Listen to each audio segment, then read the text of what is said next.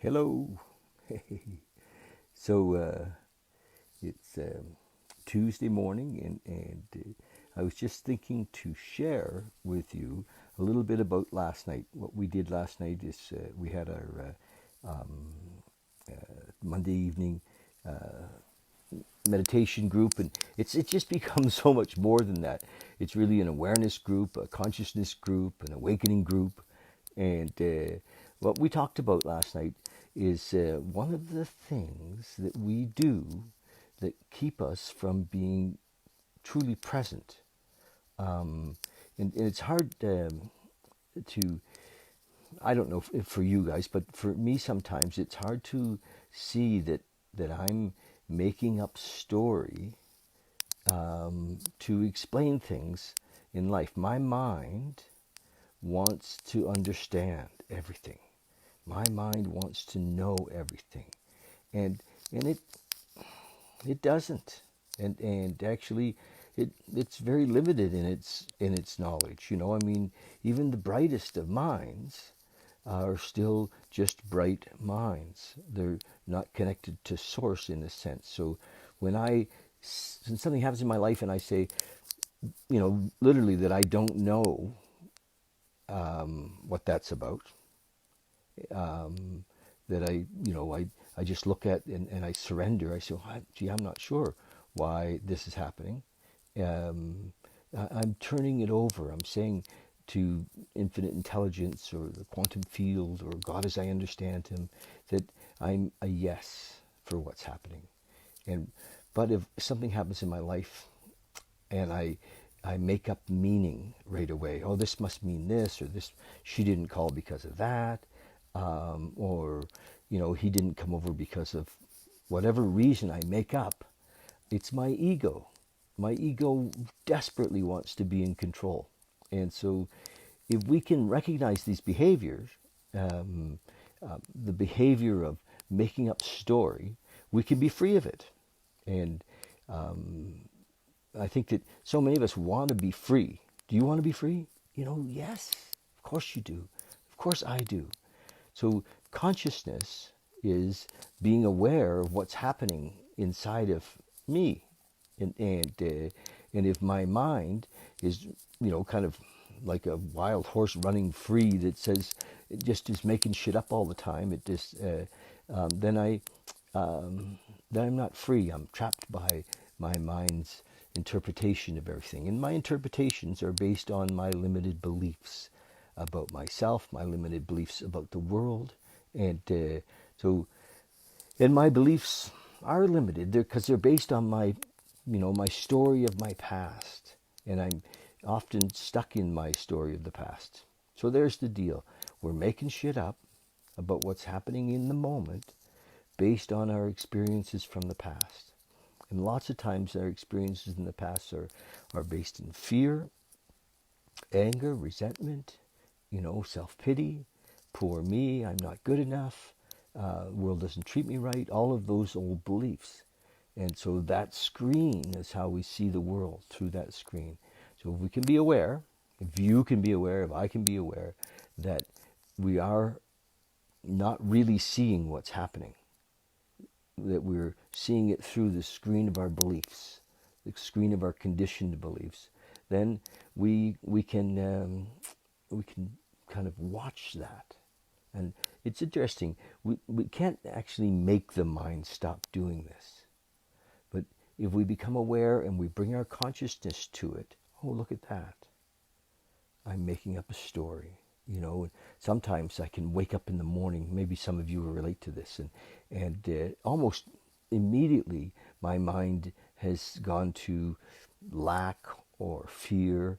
It can happen for me, like almost immediately. It's there, and nothing's even happened, and it's there. So I have to bring my consciousness, and this is what becoming conscious is about. Living consciously is about being aware of what's happening inside of me in each moment. Not outside of me, although that's somewhat part of it, but being aware of what's happening inside of me. And mostly what I'm doing is I'm making judgments. We're all making judgments instantaneously on people that we see, on situations. We're creating meaning. We're saying this must mean that. Go to the coffee shop and the espresso machine is broken. Oh my gosh, this must mean this. How are they going to, survive? I come all this way. Where's my coffee? So we often drop into complaint as a result of our assessing meaning. All of that stuff. And I have an example. About a month ago, I was going to go to the West Coast to visit my daughter, and I was going to take my motorcycle out there, and so the truck was packed, and I'd rented a trailer, and I was going to put my bike on the back of this trailer, and to take it out west, and anyway, I upset the motorcycle, getting it on the trailer. And the bike and I fell over. And, it was so, I actually broke my tibia, up inside my knee, the tibia plateau. And watch the mind. It was so, first of all, the first thing that the mind wanted to do was blame somebody. And it was really interesting because I was conscious enough in the moment to watch it. Say, oh, look at that. Because I'm not my mind. My mind is a tool, and I've gotten to a place where I can watch it, and say, oh my gosh, look, and so I wanted to blame my friend Dave was there, kind of wanted to blame him, and no, I couldn't do that, and my friend Dawn was there, and I wanted to blame her. It was just kind of, and James wasn't there, and he was coming, but it was taking him a while, and I wanted to blame him, but all of it just slid by. I just watched it. And, even though I was, I was still, that happened so fast, I was still laying on the ground, and that was happening. And, and then I wanted to blame me. What was I thinking? I was trying to load this motorcycle too fast. I wasn't paying attention, all of that. And then I wanted to make up a reason why it didn't happen. The universe didn't want me to take the motorcycle out there. All of that stuff, and it's all just in the mind. The truth is, what is the truth? I don't know. I upset the motorcycle loading it on the trailer, and but I had to let go of this whole meaning-making machine. Yes, the mind watching the mind. I know. Who is watching the mind? And that's another question. My friend Connor said, the mind watching the mind. So there is something, beyond that. And there's something watching the watcher as well. And as we go deeper into that, because self-discovery, knowing thyself, is the journey's inside. And that's Connor said, the mind watching the mind. And I love that. So being aware comes first of all with even knowing that this is happening. For the most part, most people, and myself for most of my life, did not realize that this is going on, that the mind is making shit up immediately. We believe it's true because we thought it must be true, and we just have all of these conditioned beliefs. So lots of stuff we don't even have to make up. We just assume they're true. We call them memes, and they're, they must be true because they're written or because everybody else believes it. But if we can learn to be present, and I think through meditation, we watch the mind, we become friends with the mind. The mind is a beautiful tool. My gosh, we'd be screwed without it. Well, we just wouldn't be here, So the mind is a beautiful tool. It's just if we don't, kind of come to familiar with it, we can never bring our attention to what it's doing, and we can never become conscious. So, that's where the work happens. And as we meditate, we lift up and we become more conscious of higher realms. We become more conscious of the possibility of living in love and gratitude and joy and bliss. And those are all there. So, and as we lift up as well, through meditation, the lower things kind of drop away. Our fears drop away. Our complaint drops away. need to know drops away. And this is from the mind. It's all ego. The mind's need to know. My gosh, why did this happen? Oh my, It. I was listening to Eckhart Tolle the other day, and he was talking about his awakening. His awakening at one level. I mean, there's many of them. They keep happening.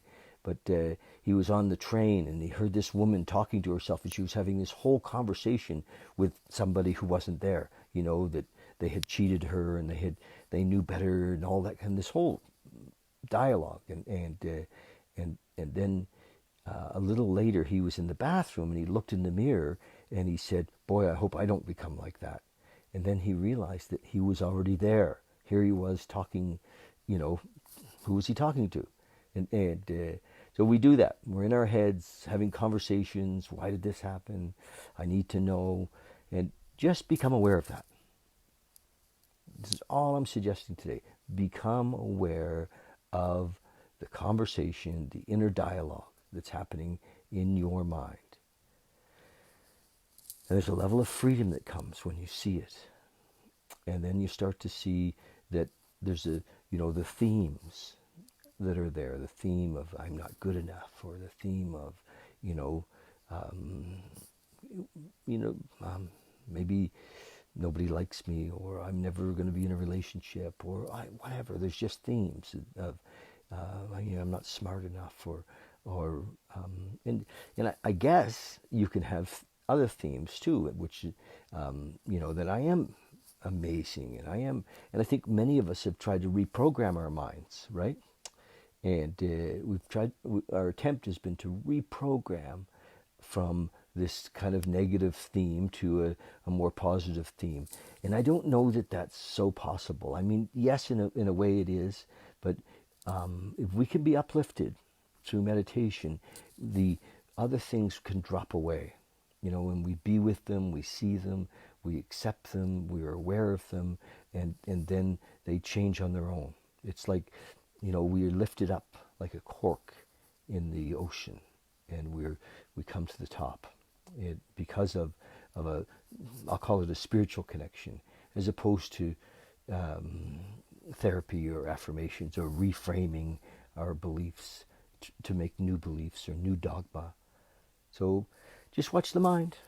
That's it. And love you guys. We have a couple more weeks. We have actually 5 more weeks of our Monday night thing happening. I'm going to tag this video today with the video that we did last night, so you can have a watch of it. And yes, I see that. Connor, you must have read some Osho. Connor says, the mind is like the sky, and the thoughts that come into it are the clouds. And yes, they are. It's a beautiful thing. And I used to think it was such a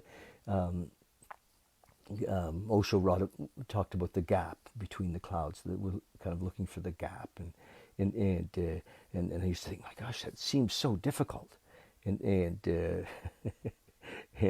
then when it happens, when it's like, oh, and we really become conscious of our mind and our thoughts, and we're like, oh my, that's it.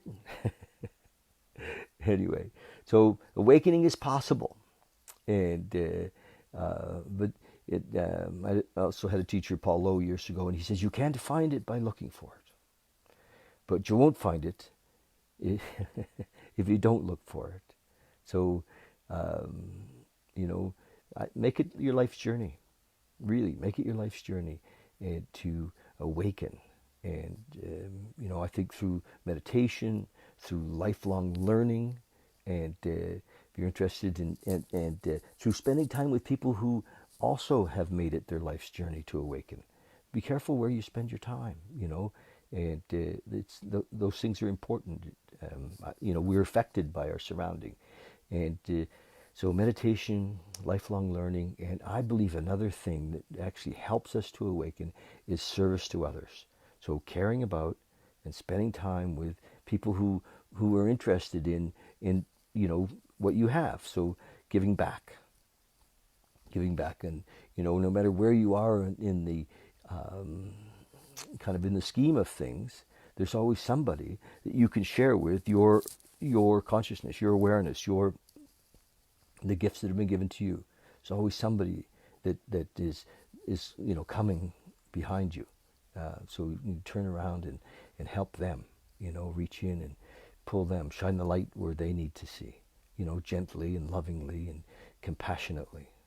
Okay. Love you guys. Thanks for the listen. And I guess that's it. Have a great day. Love you so much. Bye.